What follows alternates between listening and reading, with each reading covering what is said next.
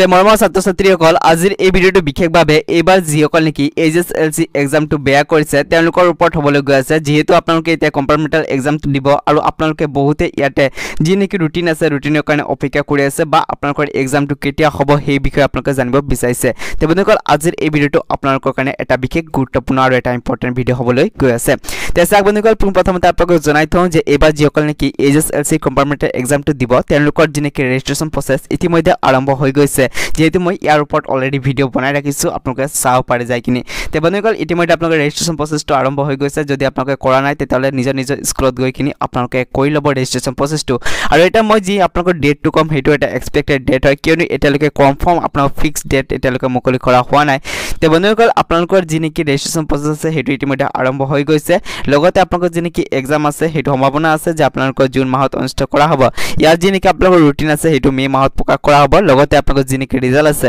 হেতু জুন মাহতে ঘোষণা কৰা হ'ব এটা কথা হ'ল বন্ধু-বান্ধৱীসকল ইয়াতে যেহেতু এতিয়ালৈকে ফিক্স কোনো কনফাৰ্মেশন ডেট আপোনালোকক দিয়া হোৱা নাই যেতিয়া নেকি আপোনালোকক ফিক্স এটা ডেট মুকলি কৰি দিয়ে বা কোনো ধৰণৰ যদি টাইম টেবুল আপোনালোকৰ কাৰণে মুকলি কৰে মই আপোনালোকক নিশ্চয়কৈ অৱগত কৰাম আমাৰ এই চেনেলৰ যোগেদি কিন্তু বন্ধু-বান্ধৱীসকল এতিয়া আপোনালোকক জনাই থওঁ যে আপোনালোকে যদি এতিয়ালৈকে ৰেজিষ্ট্ৰেচন প্ৰসেছটো কৰা নাই তেতিয়ালে কৰি ল'ব কিয়নো বন্ধুসকল ইয়াৰ যি নেকি লাষ্ট ডেট আছে হেতু অতি কাষ চাপি আহিছে বন্ধুসকল আপোনালোকে যিসকলে নেকি এইচএসএলসি কম্পাৰ্টমেণ্টেল এক্সামটো দিম বুলি ভাবিছে আপোনালোকে ৰেজিষ্ট্ৰেচন প্ৰসেছটো কমপ্লিট কৰি ৰাখিব কিয়নো বন্ধুসকল যদি আপোনালোকে ৰেজিষ্ট্ৰেচনটো নকৰে তেতিয়ালে কিন্তু আপোনালোকে এক্সামত বহিব নোৱাৰে সেই কাৰণে আপোনালোকে ৰেজিষ্ট্ৰেচন প্ৰসেছটো কমপ্লিট কৰি ল'ব আৰু বন্ধু-বান্ধৱীসকল আপোনালোকৰ যি নেকি ৰুটিন আছে যেহেতু মুকলি কৰিব বন্ধুসকল এই ক্ষেত্ৰত যদি নতুন কিবা আপডেট আহে মই আপোনাক নিশ্চয়কৈ অৱগত কৰাম আমাৰ এই চেনেলৰ যোগেদি সেই কাৰণে এতিয়ালৈকে যদি আমাৰ এই চেনেলটোৰ লগত জড়িত হৈ থকা নাই তেতিয়ালে চেনেলটো সাবস্ক্ৰাইব কৰি ল'ব আৰু কাষত দিয়া বেল আইকনটো প্ৰেছ কৰিবলৈ কিন্তু নাপাহৰিব তাক আজিৰ এই ভিডিঅ'তে সমাপ্ত কৰো